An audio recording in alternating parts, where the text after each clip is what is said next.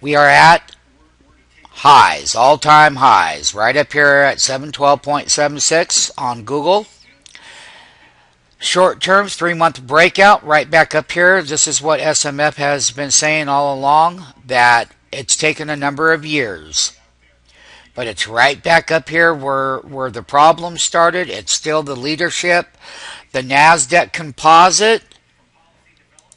The NASDAQ composite that we talked about coming to 3150 is we're up here at highs that we haven't seen since the correction started in the NASDAQ composite back in my heavy days, back in year 2000 here. On the 3rd month down, that was a kiss goodbye down to here.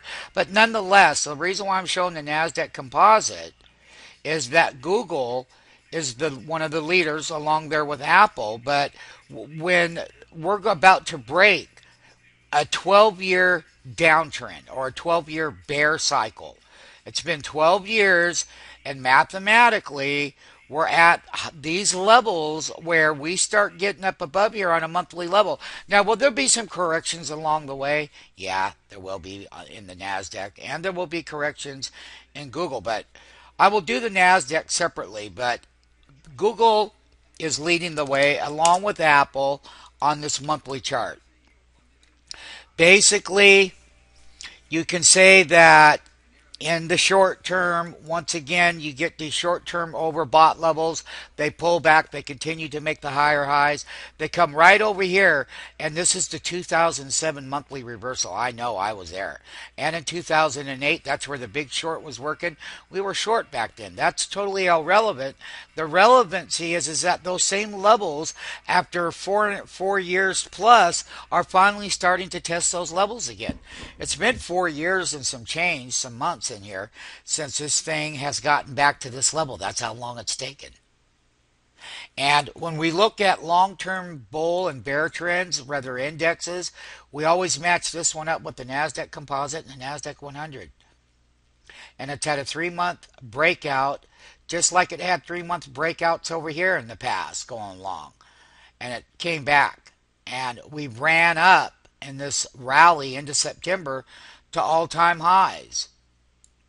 And we featured it on the breakout list at SMF, and it was possible because we showed that it could come up here, but generally don't count on parabolic moves. 712.25 is a high.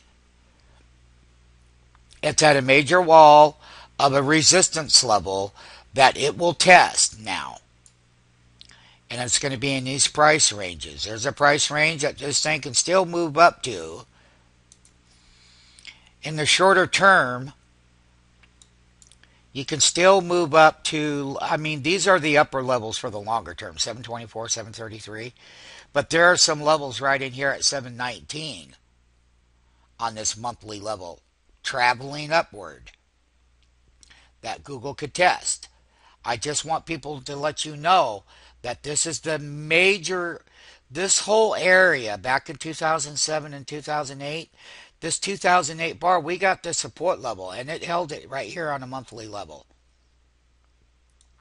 And this is where we are right now in the broader scheme of it all, as far as this big monthly sell wick in 2007.